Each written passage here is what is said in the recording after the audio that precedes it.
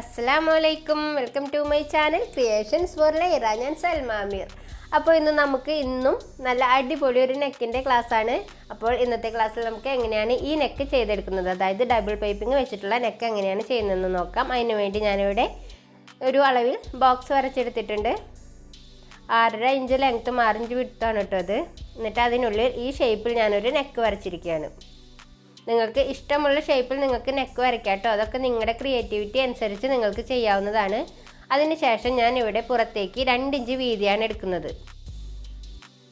ഇതുപോലെ എല്ലായിടത്തും 2 ഇഞ്ച് നമ്മൾ കൃത്യമായി മാർക്ക് ചെയ്യുക. നെക്കിൻ്റെ ഷേപ്പും അതുപോലെ തന്നെ നമ്മൾ വരയ്ക്കുന്ന ഈ അളവുണ്ടല്ലോ 2 ഇഞ്ച് എന്നുള്ളതൊക്കെ, അതെല്ലാം നമ്മുടെ ഇഷ്ടവും നമ്മുടെ ക്രിയേറ്റിവിറ്റിയും അനുസരിച്ച് നമുക്ക് മാറ്റാവുന്നതാണ്. ഞാൻ ഈ ചെയ്തിരിക്കുന്ന നെക്കിനെ ഇവിടെ ഞാൻ 2 ഇഞ്ചാണ് എടുത്തിട്ടുള്ളത്.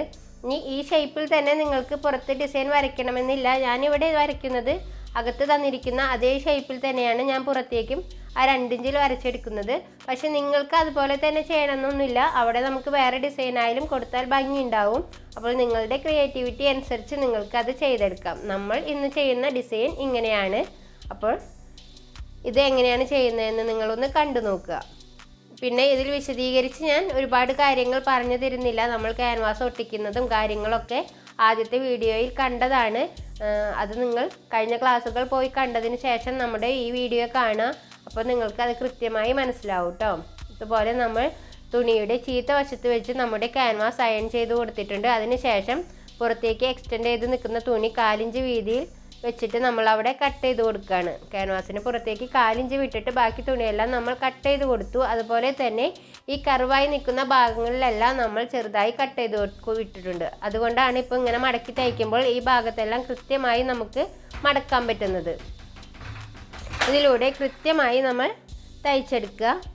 തയ്ക്കുന്ന സമയത്ത് എഡ്ജിലൂടെ തന്നെ തയ്ക്കാൻ ശ്രമിക്കുക എന്നല്ല, അവിടെ തന്നെയാണ് തയ്ക്കേണ്ടത്.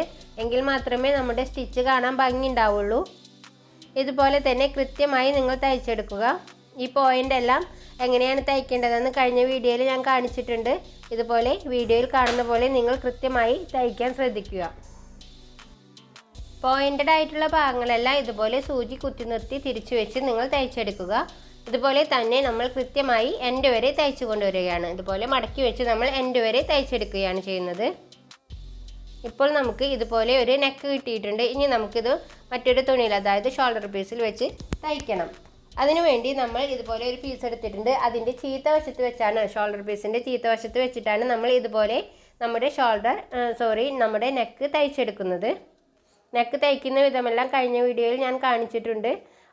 നെക്ക് തയ്ച്ച് കഴിഞ്ഞതിന് ശേഷം അതിൻ്റെ ഉള്ളിലെ പീസ് 4 ഇഞ്ച് വിട്ട് കട്ട് ചെയ്ത് കളയാണ്. അതിനുശേഷം ഇതുപോലെ ചെറിയ കട്ടിങ് ഇട്ട് കൊടുത്ത് നമ്മുടെ നെക്ക് മറിച്ച് ഇട്ട് നമ്മൾ പതിച്ചടിക്കുകയാണ് ചെയ്യുന്നത്. ഇതെല്ലാം കൃത്യമായി കഴിഞ്ഞ വീഡിയോയിൽ ഉണ്ട് കേട്ടോ. അതാണ് ഞാൻ വീണ്ടും വിശദീകരിക്കാത്തത്. പറഞ്ഞു തന്നെ വീണ്ടും പറഞ്ഞാൽ നമ്മുടെ വീഡിയോ ഒരുപാട് ലെങ്തായി പോകും. അത് നിങ്ങൾക്ക് ബുദ്ധിമുട്ടാവും. അതുകൊണ്ടാണ് ഞാൻ അത് വീണ്ടും നിങ്ങൾക്ക് കാണിച്ചു തരാത്തത്. നിങ്ങൾക്ക് ആവശ്യമുണ്ടെങ്കിൽ നിങ്ങൾ പോയി മുന്നത്തെ വീഡിയോ കാണാം കേട്ടോ.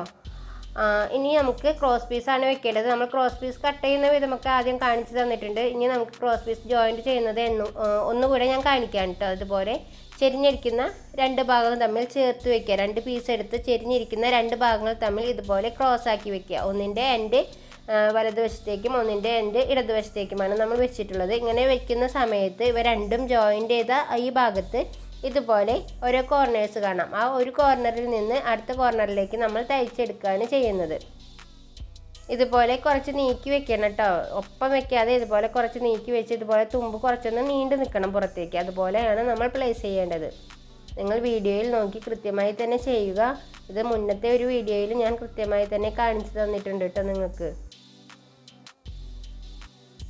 നമ്മൾ ഇത് തയ്ക്കുന്ന സമയത്ത് 2 തവണ തയ്ക്കുക, അല്ലെങ്കിൽ കെട്ടിട്ട് കൊണ്ട് തയ്ക്കുക ചെയ്യണം. അല്ലെങ്കിൽ നമ്മൾ നെക്കിൽ ഇത് അറ്റാച്ച് ചെയ്യുന്ന സമയത്ത് സ്റ്റിച്ച് വിട്ടു പോരാൻ സാധ്യതയുണ്ട്. അതിനുശേഷം നമ്മൾ 2 എക്സ്റ്റെൻഡ് ചെയ്തിരിക്കുന്ന തുമ്പും കട്ട് ചെയ്ത് കളഞ്ഞിട്ട് നമ്മുടെ തയ്യൽ തുമ്പും ഒന്ന് കട്ട് ചെയ്ത് കളഞ്ഞിട്ടുണ്ട്. ഇപ്പോൾ നമുക്ക് നമ്മുടെ പീസ് ജോയിൻ്റായി കിട്ടിയിട്ടുണ്ട്. ഇനി നമുക്ക് ഇത് എവിടെ വെച്ചാണ് തയ്ക്കേണ്ടതെന്ന് നോക്കാം. സാധാരണ നമ്മൾ തയ്ക്കുമ്പോൾ സാധാരണ രീതിയിൽ നമ്മൾ നെക്കിൽ പൈപ്പിംഗ് അറ്റാച്ച് ചെയ്യുന്ന സമയത്ത് നമ്മുടെ ക്രോസ് പീസ് ഒന്ന് ഒരു സൈഡ് മടക്കി തയ്ക്കാറുണ്ട്. പക്ഷേ ഇതിന് നമ്മൾ അങ്ങനെ ചെയ്തില്ലെങ്കിലും കുഴപ്പമൊന്നുമില്ല. കാരണം അത് ഉള്ളിലേക്ക് മറഞ്ഞു പോകും.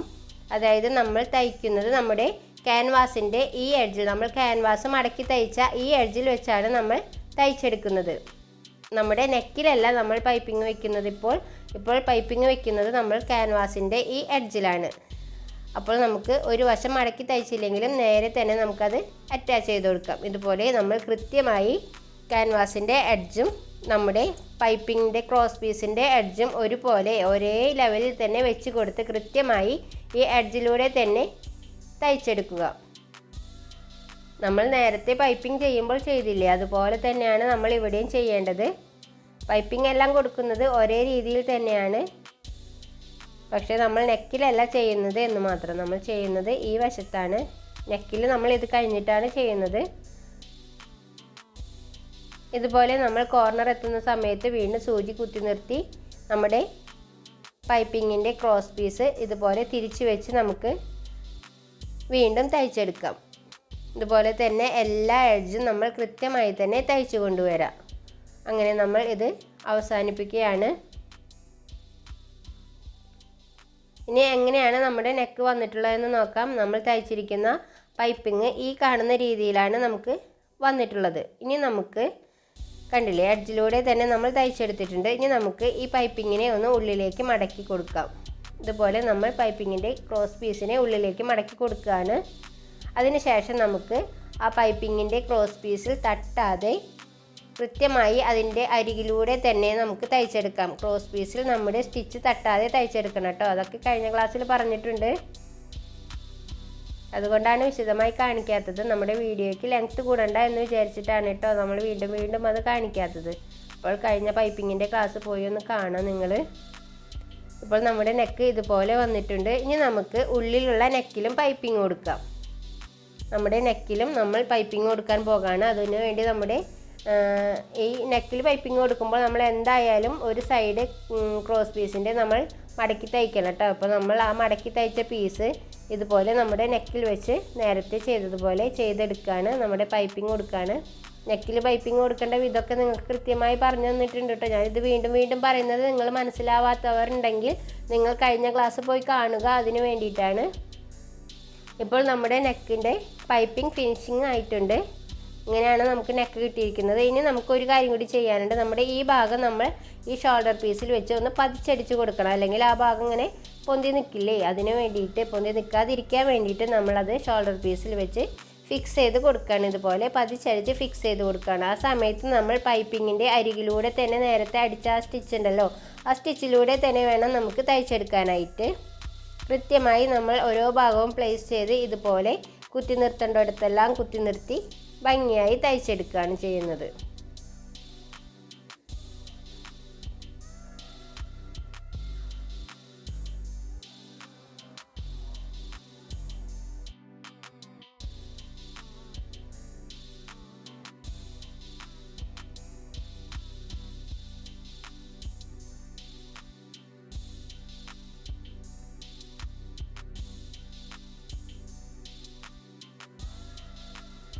ഇതുപോലെ എല്ലാ കോർണേഴ്സിലും കുത്തി നിർത്തിക്കൊണ്ട് എൻഡ് വരെ നമ്മൾ തയ്ച്ചെടുക്കുക. തയ്ച്ചെടുക്കുന്ന സമയത്ത് നമ്മുടെ ക്രോസ് പീസിൻ്റെ അറ്റമൊക്കെ പുറത്തേക്ക് വന്നിട്ടുണ്ടെങ്കിൽ അവയെല്ലാം ഉള്ളിലേക്ക് വെച്ച് കൃത്യമായി തയ്ക്കുക.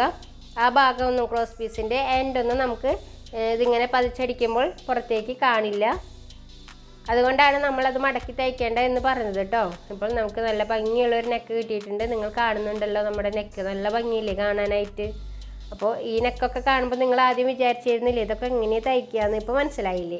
അപ്പോൾ ഇതുപോലെ നിങ്ങൾ നെക്കെല്ലാം ചെയ്ത് നോക്കുക. അപ്പോൾ ഇന്നത്തെ ക്ലാസ് നിങ്ങൾക്ക് ഇഷ്ടമായെന്ന് വിചാരിക്കുന്നു. അപ്പോൾ നമ്മുടെ ക്ലാസ് ഇഷ്ടമായെങ്കിൽ സബ്സ്ക്രൈബ് ചെയ്യുക, ലൈക്ക് ചെയ്യുക, കമൻറ്റ് ചെയ്യുക. അപ്പോൾ ഇൻഷാ അല്ലാഹ് അടുത്ത വീഡിയോയിൽ കാണുന്നവരേക്കും അസ്സലാമു അലൈക്കും, ബൈ.